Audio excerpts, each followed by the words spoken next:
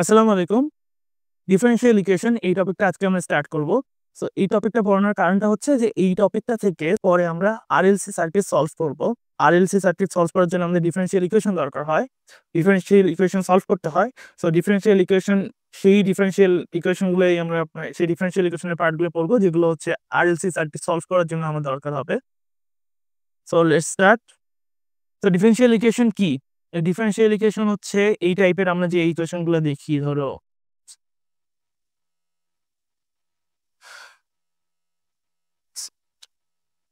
Differential equation হচ্ছে যে আমরা যে দেখি ধরো dx by dy equals to 3. It's a differential equation. d square x by dy square plus dy by dx equals to 5. এটাও একটা ডিফারেনশিয়াল ইকুয়েশন। সো এই যে এই টাইপের যে ইকুয়েশন গুলো দেখি এগুলো হচ্ছে ডিফারেনশিয়াল ইকুয়েশন। সো এটা তো আমরা নরমালি সলভ করতে পারি। ধরো dx, আচ্ছা এখানে x এর রেসপেক্টে x ইজ আচ্ছা x এর রেসপেক্টে ফাংশনে dx equals to 3 dy, সেখান থেকে যদি আমি করি ইন্টিগ্রেট করি x equals to 3 প্লাস এটাকে ইন্টিগ্রেট করে 3y প্লাস c আসবে। তো এটা হচ্ছে আমার সলিউশনটা। কিন্তু কথা হচ্ছে যে এখানে ছিল আমার অর্ডার 1, মানে খুবই সিম্পল একটা জিনিস ছিল, সেখানে আমি ইন্টিগ্রেট করতে পারছি। কিন্তু এই ধরনের জিনিসগুলো যদি হয়, এটা হচ্ছে একটা ডিফারেনশিয়াল ইকুয়েশন, কারণ হচ্ছে যেটা ভেরিয়েবল গুলো সেটা ডিফারেনশিয়াল ফর্মে আছে। তো এই ধরনের ইকুয়েশন গুলো যখন হয় তখন আমি নর্মালি এইভাবে ইন্টিগ্রেট করে সলভ করতে পারি না, আমাদের তখন একটা ফরম্যাট ফলো করতে হয়। তো এই জন্য আমাদের ডিফারেনশিয়াল ইকুয়েশন গুলো পড়তে হয়, রাইট রাইট। তো এটা ছিল যেমন একটা এক্সাম্পল ডিফারেনশিয়াল ইকুয়েশন, এটা হচ্ছে আরেকটা এক্সাম্পল, এটা হচ্ছে স্পেশাল ওয়ান, এটা হচ্ছে আরএলসি সার্কিটের একটা differential equation. Okay, so differential ইকুয়েশনের one of the most important জিনিস অর্ডার আর ডিগ্রি। এই ইকুয়েশনটা লিনিয়ার নাকি নন লিনিয়ার, লিনিয়ার নাকি নন লিনিয়ার, এটা বোঝার জন্য আমাদের অর্ডার আর ডিগ্রি বুঝতে হয়। তো অর্ডার কি? অর্ডার হচ্ছে ধরো এই এই রাশিটাতে, এই পুরো এক্সপ্রেশনটাতে আমরা হচ্ছে ওয়াই হচ্ছে আমার এখানে ডিপেন্ডেন্ট ভেরিয়েবল আর এক্স হচ্ছে কি ইন্ডিপেন্ডেন্ট ভেরিয়েবল। ওকে, সো আমি এই ডিপেন্ডেন্ট ভেরিয়েবলকে কতবার ডিফারেন্সিয়েট করতেছি? ম্যাক্সিমাম, এখানে ম্যাক্সিমাম 3বার ডিফারেন্সিয়েট করতেছি, রাইট। তো এখানে 3-এর বেশি কোথাও ডিফারেন্সিয়েট হয়েছে না? সো তাহলে আমার অর্ডার হচ্ছে 3। ওকে, তাহলে এই জায়গাটায় এখানে কি হবে? এখানে কি হবে যে অর্ডার কত, এখানে ম্যাক্সিমাম কতবার ডিফারেন্সিয়েট হয়েছে? 3বার। কিন্তু এখানে 2 দিয়ে গুণ আছে, তাহলে অর্ডার হচ্ছে 6। না, এরকম না, এখানে অর্ডার হচ্ছে, এটারও অর্ডার হচ্ছে 3, অর্ডার হচ্ছে 3। এখানে কত হবে? এখানে ম্যাক্সিমাম কতবার? 3বার, 3বার ডিফারেন্সিয়েট করা হয়েছে, তাহলে অর্ডার হচ্ছে 3। ওকে, এখন ডিগ্রি কি? তো ডিগ্রি হচ্ছে আমাদের সেই বাচ্চাকালে যে ম্যাথ করতাম না, x প্লাস 1 প্লাস 2 0, এটাকে আমরা সলভ করি কি? ক্যালকুলেটরে ডিগ্রি কত লিখি? ডিগ্রি ইকুয়ালস টু 2 লিখি না? সো ক্যালকুলেটরে ডিগ্রি যখন 2 দেই তার মানে কি এক্স এর ম্যাক্সিমাম পাওয়ার কত? 2। তো সেই কারণে আমরা ডিগ্রি বলছি 2। ঠিক সেই রকমই ধরো এই ডিফারেনশিয়াল ইকুয়েশনটা আছে, এই ডিফারেনশিয়াল ইকুয়েশনের যে অর্ডার, ম্যাক্সিমাম অর্ডারের টার্ম কোনটা? এইটা। এটার উপরে পাওয়ার কত? এটার উপরে পাওয়ার হচ্ছে 1। এইটাই হচ্ছে এটার অর্ডার, সরি এটা হচ্ছে ডিগ্রি, এটাই হচ্ছে ডিগ্রি। সো ডিগ্রি কি? ম্যাক্সিমাম অর্ডারের টার্ম যেটা, সেটার পাওয়ার যত, সেটাই হচ্ছে ডিগ্রি। তো এখানে দেখো, এখানে হচ্ছে আমার ম্যাক্সিমাম অর্ডার কত?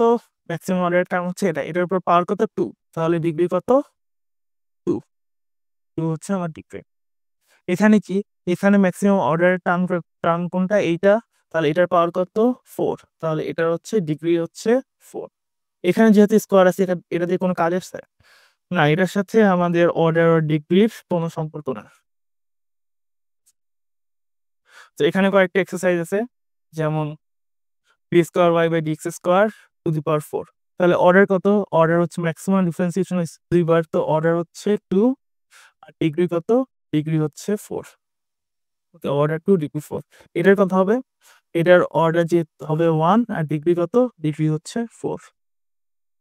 ওকে, এটার এটার অর্ডার হচ্ছে 4 আর ডিগ্রি কত? ডিগ্রি হচ্ছে 4, রাইট।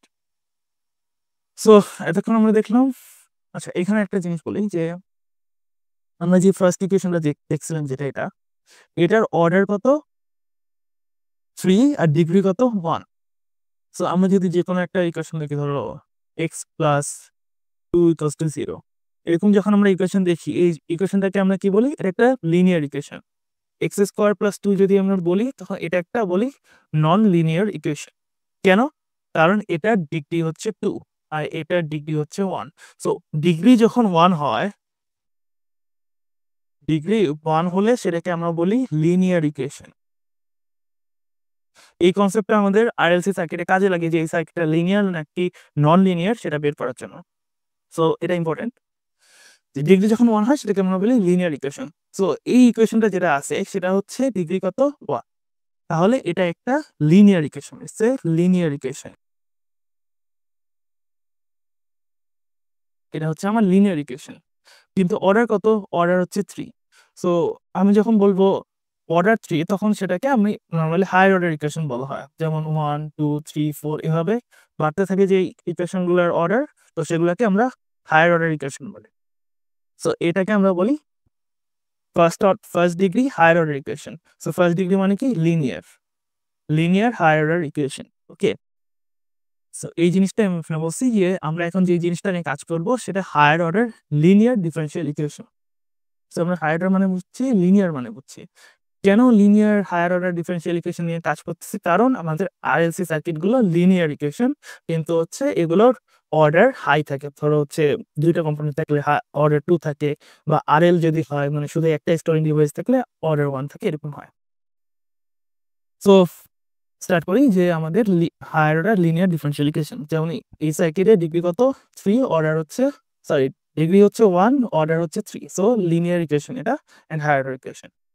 সো এই ইকুয়েশনগুলো দেখতে কিরকম হয়? দেখতে হয় যে এরকম, যে অর্ডার হচ্ছে হায়ার অর্ডার, যেহেতু nth অর্ডার, এটা হচ্ছে nth order equation. nth order equation, nth order ইকুয়েশনের হচ্ছে এই সাইডে এটা হচ্ছে নট হচ্ছে জাস্ট কোএফিশিয়েন্ট। এই যে একটা একটা করে অর্ডার কমতে থাকে, কমতে কমতে এখানে y মানে হচ্ছে একটা কনস্ট্যান্ট ভ্যালু চলে আসে বা y চলে আসে।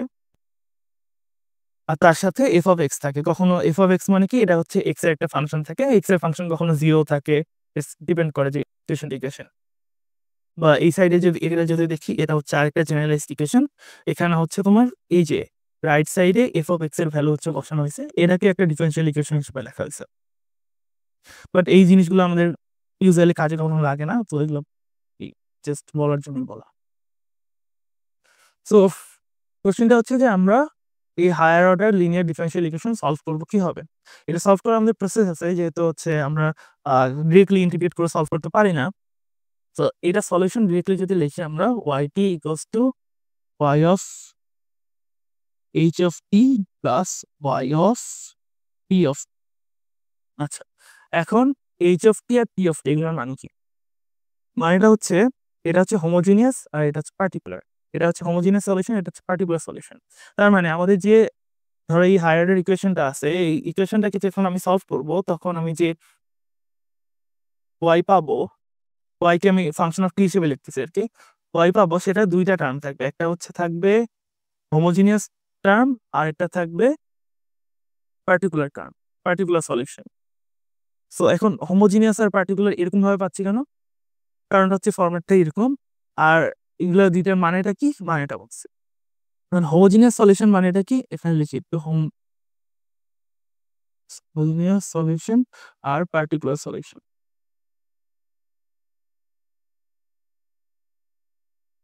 হোমোজিনিয়াস সলিউশন যেটা আছে সেটাকে হচ্ছে ম্যাথমেটিক্সে কি বলে? কমপ্লিমেন্টারি ফাংশন বলে। কমপ্লিমেন্টারি ফাংশন CF, আর এটাকে বলা হচ্ছে particular integral.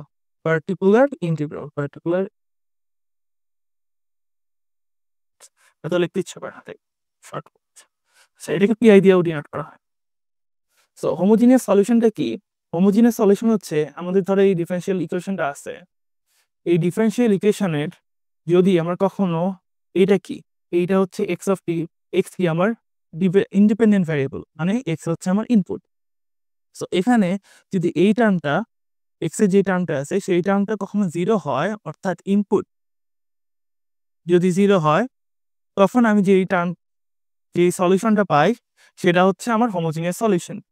So homogeneous solution কি? If when when input equals to 0, input বলতে কিন্তু আমি বোঝাচ্ছি এক্স এর term, right hand side equals to 0, not that আমার এখানে ইনপুট 0 দিয়ে পুরো এক্সপ্রেশনটাকে 0 করে দিছি, এরকমটা না। মানে হচ্ছে ইনপুট বলতে কি, আমরা যখন আরএলসি সার্কিট সলভ করবো, যেকোনো সার্কিটে ইনপুট কি, সার্কিটে ইনপুট থাকে আমার ভোল্টেজ, আমরা ভোল্টেজ দেই আর আউটপুট কি পাই, কারেন্ট। আউটপুটে আমরা কারেন্ট পাইতে পারি বা যেকোনো রেজিস্টার একটা যেকোনো কম্পোনেন্ট একটা ভোল্টেজ পাইতে পারি, সেটা পাইতে পারি। বাট ইউজুয়ালি আমরা কি ইনপুট দিই ভোল্টেজ, আউটপুট যেকোনো একটা পাই। সো এই ইনপুট যেটা ভোল্টেজ দিচ্ছি সেটা যদি 0 হয়, তখন হচ্ছে আমরা যে সলিউশনটা পাবো সেটা হচ্ছে homogeneous solution. So right hand side এটার ক্ষেত্রে ম্যাথমেটিক্যালি আমরা কি বলি, রাইট হ্যান্ড সাইডটা যদি 0 হয়, তখন আমরা যে সলিউশনটা পাই সেটা হচ্ছে হোমোজিনিয়াস সলিউশন। আর পার্টিকুলার সলিউশন কি? পার্টিকুলার সলিউশন হচ্ছে এই যে আমার ইনপুট যদি 0 না হয়, ইনপুট যদি নট ইকুয়ালস টু 0 হয়, যেমন এখানে হচ্ছে sin x আছে, তো sin x যেহেতু আছে তো ইনপুট 0 না, তো এই sin x পার্টিকুলারলি ইনপুট দেওয়ার কারণে আমি যে সলিউশনটা পাবো সেটাকে বলি আমরা পার্টিকুলার সলিউশন। এটা হচ্ছে ইনপুটের জন্য, ইনপুট এর জন্য। সো ইনপুটের জন্য এটা হচ্ছে ভ্যারিও করবে, ডিফারেন্ট ইনপুটের জন্য আমি ডিফারেন্ট সলিউশন পাবো। বাট হোমোজিনিয়াস সলিউশনটা ইনপুটের জন্য কখনো ভ্যারি করে না। ওকে, সো আর কিছু না, এতটুকু জানে। সো হোমোজিনিয়াস সলিউশন আর পার্টিকুলার সলিউশনে ডিভাইড করা হয়। সো হোমোজিনিয়াস সলিউশন ইনপুটের উপর ডিপেন্ড করে না, ইনপুট 0 ধরে আমরা হোমোজিনিয়াস সলিউশনটা বের করি। আচ্ছা, যেহেতু বললাম যে হোমোজিনিয়াস সলিউশনটা ইনপুট যখন 0, তখন হচ্ছে আমি পাই হোমোজিনিয়াস সলিউশন। তাহলে আমি ওয়াইটি যখন ভ্যালু বের করব, তখন আমরা দুইটা পার্ট আছে দেখলাম, একটা হচ্ছে হোমোজিনিয়াস, একটা পার্টিকুলার। সো বের করার সময় আমি কি করব, ধরো এটার আমি ডিফারেনশিয়াল ইকুয়েশনটা সলভ করব।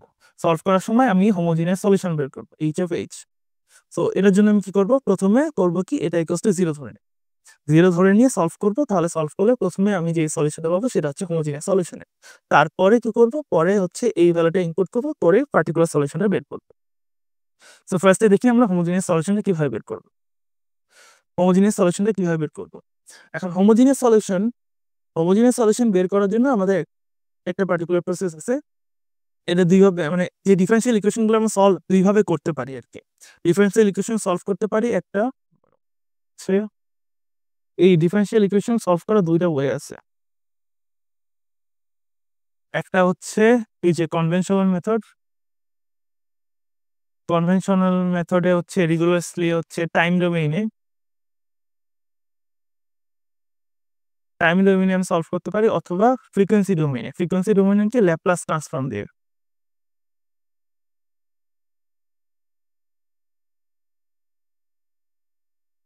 ল্যাপ্লাস ট্রান্সফর্ম দিয়ে সলভ করতে পারি। তো কনভেনশনাল মেথড যেটা, সেটা হচ্ছে মানে টাইম ডোমেইনে যেটা সলভ করি সেটা ফার্স্টে আমরা করতেছি, দেন ল্যাপ্লাস ট্রান্সফর্ম দিয়েও দেখবো কিভাবে জিনিসটা সলভ করে। সো ছিলাম কোথায়? হ্যাঁ, হোমোজিনিয়াস সলিউশনটা কিভাবে আমি বের করব। সো হোমোজিনিয়াস সলিউশনটা করার জন্য আমাদের প্রথমে করতে হয় কি, অক্সিলারি ইকুয়েশন বের করতে হয়। অক্সিলারি ইকুয়েশন বের করতে হয়।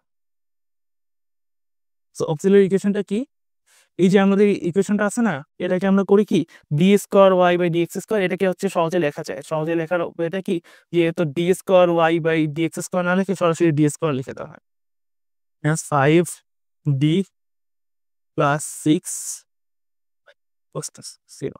এটা আছে না। আচ্ছা, এখানে সবগুলো শুধু ওয়াই ছিল, স্কোয়ার ওয়াই বাই ডি, আচ্ছা ডি স্কোয়ার ওয়াই ছিল না, minus d y plus 6y। So এই টার্মটাকে আমি যদি ওয়াই কমন নিই, তাহলে কি আসে, d square minus 5d plus 6 equals to 0। So y তো 0 হবে না আমার, সো সেই কারণে আমরা এই পুরো টার্মটাকে আমরা 0 ধরে নিই। Okay, so d square minus 5d plus 6 equals to 0। এই যে আমি যে ইকুয়েশনটা পাইলাম, এটাই হচ্ছে আমার অক্সিলারি ইকুয়েশন। ওকে, এটা হচ্ছে আমার অক্সিলারি ইকুয়েশন। এখন এই জিনিসটাকে কখনো কোন বই S square minus 5s plus 6 equals to 0 এভাবেও লেখা হয়। আর হচ্ছে এই জিনিসটাকে বলা হয় ক্যারেক্টারিস্টিক্স ইকুয়েশন।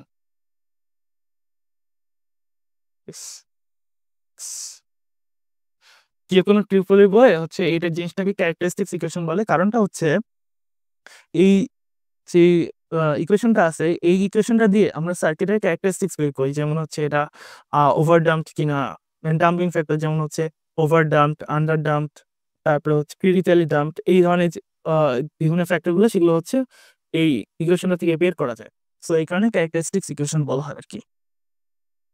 তো এখন এই জিনিসটাকে যদি সলভ করি তাহলে কি আসবে, সলভ করলে কি আসবে, ডি দিয়ে সলভ করি। আচ্ছা, এটাকে আবার হচ্ছে অক্সিলারি ইকুয়েশনকে ম্যাথমেটিক্যাল বইগুলোতে এম দিয়ে লেখা হয়, m - 5m + 6 = 0। ওকে, সেম জিনিসই জাস্ট ডিনোট বিভিন্নভাবে করে আর কি, ম্যাথমেটিক্সের বইগুলোতে এম দিয়ে করে আর কি। সো অক্সিলারি ইকুয়েশন, এই ইকুয়েশনকে সলভ করলে কি আসবে, এম এর ভ্যালু, ঠিক আছে তো, হ্যাঁ এটা হচ্ছে আসবে 3 × 2 = 6, সো 2 আর 3 আসবে, 2 আর 3 আসবে। সো 2 আর 3 পাইলাম আমি এই অক্সিলারি ইকুয়েশনের ভ্যালুটা। এখন আমার যেটা হোমোজিনিয়াস সলিউশন, এটার একটা ফরম্যাট আছে। ফরম্যাটটা কি, C1 e⁻mt plus C2 e⁻, এটা m1t, এটা m2t। এটা হচ্ছে কমন ফর্মটা কি, C e⁻mt, এটা হচ্ছে কমন ফর্ম। সো এটা যেহেতু এখানে তাহলে দুইবার লিখলাম কেন, কারণ এখানে আমার দুইটা টার্ম আছে। দুইটা টার্ম কেন, কারণ আমার অর্ডার ছিল 2। সো যদি আমার কখনো যে ইকুয়েশনটা এরকম থাকে, d³ plus d² plus 6 dy/dx plus 4 = 0। So এটার অক্সিলারি ইকুয়েশন কি হবে, m³ plus m² plus 6m plus 4 = 0। এটা হচ্ছে আমার অক্সিলারি ইকুয়েশন। এখন এই ইকুয়েশনটাকে সলভ করলে আমি কয়টা ভ্যালু পাবো, এম এর 3টা ভ্যালু পাবো, 1 2 3। এই 3টা ভ্যালুর জন্য আমি তাহলে এই হোমোজিনিয়াস সলিউশন যেটা, সেটা কি লিখবো, এখানে দুইটা টার্ম আসছে আর এটার জন্য কয়টা টার্ম আসবে, 3টা। এটা হচ্ছে C1 e⁻m1t plus C2 e⁻m2t plus C3 e⁻m3, এরকম। সো এটা যদি আমি সলিউশনটা লিখি তাহলে কি আসবে, সলিউশনটা আসবে C1 e⁻2t plus C2 e⁻3t। ওকে, সো আমার হোমোজিনিয়াস সলিউশনটা হচ্ছে এটা। এখন C1 আর C2 কি, C1 আর C2 হচ্ছে কনস্ট্যান্ট। সো কনস্ট্যান্টের ভ্যালু কি হবে, কনস্ট্যান্টের ভ্যালু কনস্ট্যান্টই হবে। সো কনস্ট্যান্টের ভ্যালুটা আমরা পাবো কোথা থেকে, কনস্ট্যান্টের ভ্যালুটা আমরা পাবো যদি আমাদের ইনিশিয়াল কন্ডিশন দেওয়া থাকে। যদি ইনিশিয়াল কন্ডিশন না দেওয়া থাকে এটাই অ্যান্সার, আর যদি ইনিশিয়াল কন্ডিশন দেওয়া থাকে তখন হচ্ছে আমরা কনস্ট্যান্টের ভ্যালু পাবো। সো এই যে আমার ডিফারেনশিয়াল ইকুয়েশনটা ছিল, সেটার অ্যান্সারটা কি, সেটার অ্যান্সারটা হচ্ছে এইটা। কিন্তু আমার ওই যে পার্টিকুলার সলিউশনটা অ্যাড করতে হবে না, এখানে যেহেতু ইনপুট 0, রাইট সাইড = 0, সো আমার এখানে কোনো পার্টিকুলার সলিউশন নাই, অর্থাৎ পার্টিকুলার সলিউশন = 0। সো এটাকে আমি বলতে পারি y(t). ওকে, সো এটা হচ্ছে আমার সলিউশন অফ দিস ইকুয়েশন। এখন এখানে জাস্ট দেখতে পারো যেভাবে লেখা আছে। আচ্ছা, তো দ্য থিং ইজ যে এখানে আমি ডি এর ভ্যালু কত আসছিল, 2 আর 3। ডি এর ভ্যালু ডিফারেন্ট হতে পারে না, যেমন আমার যেকোনো সলিউশনে অনেক সময় দেখা যায় যে ডি এর ভ্যালু কমপ্লেক্স কনজুগেট ভ্যালু আসে, যেমন 3 + -2j এরকম মতো আসে, বা অনেক সময় দেখা যায় যে স্কোয়ার মানে রিয়াল আর ইকুয়াল রুট হয়, যেমন +-1 এরকম ভ্যালু তো আসে। সো তখন কি হবে, সো তখনের জন্য আমাদের বিভিন্ন ভ্যালুর জন্য বিভিন্ন ফরম্যাট আছে। বেসিক্যালি ওই আমাদের যে আমি যে বললাম না মেইন ফরম্যাট, এটাই হচ্ছে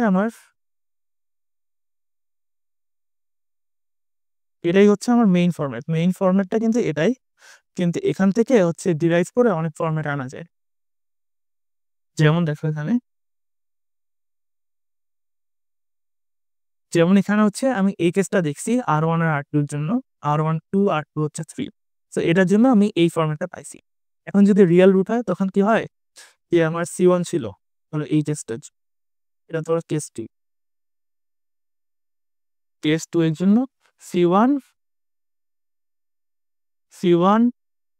e⁻m এর ভ্যালু কত, 1 × t প্লাস c2, এখানে e to the power 1t, ঠিক আছে, e to the power 1t থাকবে, কিন্তু যেহেতু সেম জিনিস চলে আসছে সেই কারণে একটা জাস্ট s গুণ হয়, সরি s বলতে x আর, সো এখানে ভ্যারিয়েবল x রাখছে, আমি ভ্যারিয়েবল t নিছি, সো এখানে t দিলাম, সেম জিনিসই জাস্ট x এর জায়গায় এখানে x এর জায়গায় আমি t ইউজ করছি। সো এই জিনিসটা হচ্ছে কেস 2 এর ক্ষেত্রে। আর যদি এখান থেকে তুমি e to the power 1t যদি কমন নাও তাহলে কি আসবে, c1 প্লাস c2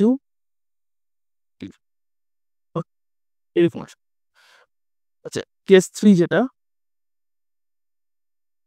এটার ক্ষেত্রে এটা হচ্ছে r equals to alpha plus minus j beta, মানে একটা কমপ্লেক্স নাম্বার। সো এটা যদি আমি নর্মালি লিখি যে ধরো 3 প্লাস মাইনাস 2j এরকম যদি থাকে তাহলে কি হবে, সো আমরা লিখি যে c1, আমাদের ফর্মুলাটা কি, c1 e to the power alpha t, sorry হ্যাঁ c1 e to the power mt, আর কি m দিয়ে বলছি, c1 e to the power mt plus c2 m1t, এটা c2 যেহেতু দুইটা সলিউশন, একটা প্লাস আর একটা minus, so c2 E to the power c2 E to the power m2, so এখানে m1 এর ভ্যালু কত, c1 ই টু দি পাওয়ার 3, একটা হচ্ছে plus 3 plus 2j into t plus c3, আচ্ছা আমি কিন্তু প্রতিবার হচ্ছে x এর জায়গায় t ইউজ করছি, কারণ আমার t ইউজ করতে করতে অভ্যস্ত আর কি, plus c2 E to the power 3 minus 2j into t। ওকে, তো এই জিনিসটাকে, এই যে এই জিনিসটা আছে না, এই জিনিসটা কি, ই টু দি পাওয়ার থিটা টি এভাবে লেখা যায় না, অবশ্যই যায়। সো ই টু দি পাওয়ার থিটার ভ্যালু কত, 3 plus twice j into t না, সো এটাকে যদি আমি ভাঙি, e to the power 3t plus 2j into t, ঠিক আছে, সো এটাকে যদি আমি আবার ভাঙি তাহলে e to the power 3t into e to the power 2jt, এটা আসে। সো এই জিনিসটা যেটা আছে না, এটাকে আমি অয়েলার ইকুয়েশন দিয়ে কনভার্ট, অয়েলার ইকুয়েশন নিয়ে যেতে পারি। অয়েলার ইকুয়েশনটা কি ছিল, আচ্ছা অয়েলার ইকুয়েশনটা এখানে লিখি, অয়েলার ইকুয়েশনটা ছিল e to the power j theta equals to cos theta plus j sine theta. Okay, so এই এই টার্মটার জন্য আমি এটা হচ্ছে অয়েলার ইকুয়েশনে ফেলতে পারি, অয়েলার ইকুয়েশনে ফেললে আমি এই ধরনের একটা টার্ম পাবো, প্লাস এই যে এই টার্মটা আছে না, এটা কিন্তু প্লাসের জন্য, আর এটার জন্য পাবো কি মাইনাসের জন্য একটা টার্ম পাবো। সো এই পুরো ভ্যালুগুলো বসাই যদি আমি ক্যালকুলেট করলে আমার এটা আসবে ই টু দি পাওয়ার 3t, এখানে চেষ্টা দেখো, ই টু দি পাওয়ার 3t এখানেও থাকবে, ই টু দি পাওয়ার 3t এখানেও থাকবে, যেটা আমি বাইরে কমন নিতে পারতেছি, ই টু দি পাওয়ার 80 এটা কমন না হয়েছে, আর বাকি c1 cos বিটা এক্স, এই যে বিটা কোনটা ছিল ইমাজিনারি পার্ট, আর c2 sin beta x, beta কোনটা ছিল ইমাজিনারি পার্ট, আর এখানে কোনটা ছিল আলফা, আলফা কি, আলফা হচ্ছে রিয়েল পার্টটা, এখানে আমার 3 আসছে না, 3 ছিল রিয়েল পার্ট। ওকে, তো আমি যদি এটার জন্য আমার যেই ভ্যালুটা লিখছি এটার জন্য আমি সলিউশন যদি লিখি তাহলে সলিউশন কি আসবে, সলিউশনটা আসবে ই টু দি পাওয়ার হচ্ছে 3t into c1 cos bitter value কত 2, তাহলে 2 প্লাস c2 সাইন, এটা হচ্ছে আমার এই যে যদি m এর ভ্যালু এটা থাকতো 3 প্লাস মাইনাস 2j, তাহলে আমার এই হচ্ছে এটা কি বলে হোমোজিনিয়াস সলিউশন, ওয়াইফ হোমোজিনিয়াস এর ভ্যালুটা পেতাম হচ্ছে এইটা। ওকে, সো দেখলাম কি ডিফারেন্ট টাইপের জন্য ডি এর বা হচ্ছে এম এর ডিফারেন্ট টাইপের জন্য আমরা ডিফারেন্ট ভ্যালু যেগুলো পাই না। ওকে, সো এরপরে যাই, এখানে হচ্ছে যে আমরা এতক্ষণ যে বিভিন্ন টাইপগুলো নিয়ে কথা বললাম, এই সবগুলো টাইপকে একসাথে কনভার্জ করে এই প্রবলেমটা দেওয়া আছে, সো এই প্রবলেমটা সলভ করলে আমরা সবগুলো প্রবলেম সলভ হয়ে যাবে। সো আমি যদি অক্সিলারি ইকুয়েশনটা লিখি, অক্সিলারি ইকুয়েশন কি হবে, m two the power 5 minus 7 m two the power 4 plus 20 m cube minus 40 m square plus 64 m minus 48 equals to 0, এটা অক্সিলারি ইকুয়েশন।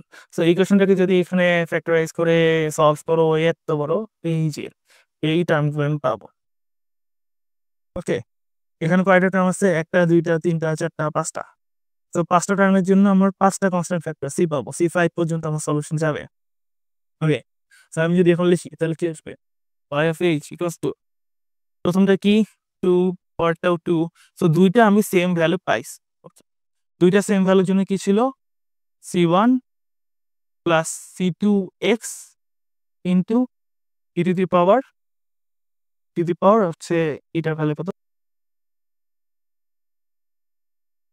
সরি এখানে ভ্যারিয়েবল x লিখছি, সো 2x। আচ্ছা c1 plus c2x into e to the power 2x। 2 কেন? কারণ হচ্ছে এখানে দুইটা ভ্যালুই 2, so হচ্ছে ওই যে আগে যে ফরম্যাটটা ছিল এটা কোন ফরম্যাটে পড়ছে? এই যে এটার ফরম্যাটে পড়ছে। তাহলে হচ্ছে আমরা ভ্যালু মানে ফরম্যাটটা কোনটা নিচ্ছি? এইটা।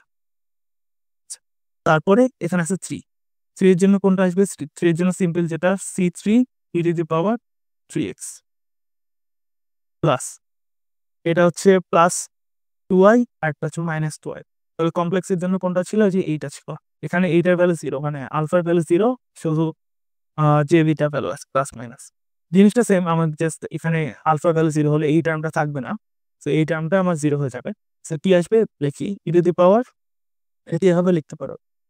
এই জিনিসটাকে যদি আমি রিরাইট করি, এই জিনিসটাকে যদি আমি লিখি তাহলে কি লিখবো? 0 প্লাস মাইনাস 2j। জিনিসটাকে তো আমি এভাবে লিখতে পারি, তাই না? তাহলে alpha equals to 0। So e to the power 0x into c1, sorry এখানে c3 পর্যন্ত লিখতে হবে, এখানে 4 রাখবে। c4 cos বিটার ভ্যালু কত? 2, 2x plus c5 sin y6।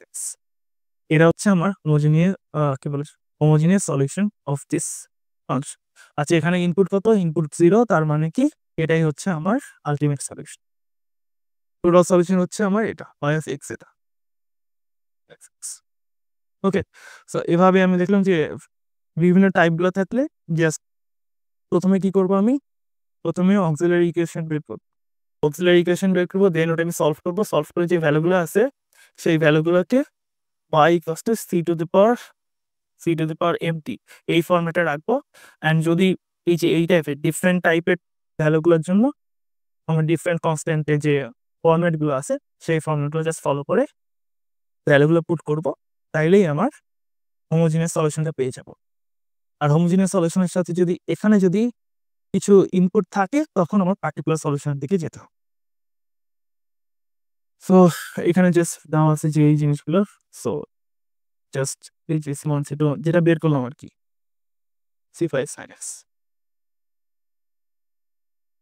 So এখন দেখি, সো এতক্ষণ আমরা দেখলাম কি হোমোজিনিয়াস সলিউশন কিভাবে হয়। আর যেহেতু ভিডিও অনেক বড় হয়ে গেছে, এই 28 মিনিটের ভিডিও হয়ে গেছে, সো নেক্সট যেটা হচ্ছে আমরা পার্টিকুলার সলিউশন, সেটা হচ্ছে ইনশাআল্লাহ আমরা নেক্সট ক্লাসে দেখবো। পার্টিকুলার সলিউশন দেখে আমরা ল্যাপ্লাস ট্রান্সফর্মে যাবো, গিয়ে হচ্ছে ডিফারেনশিয়াল ইকুয়েশনগুলো কিভাবে ইনিশিয়াল ভ্যালু থাকলে সলভ করা হয় সেগুলো দেখে আরএলসি সাইডে যাবো। সো আল্লাহ হাফেজ, গুড বাই।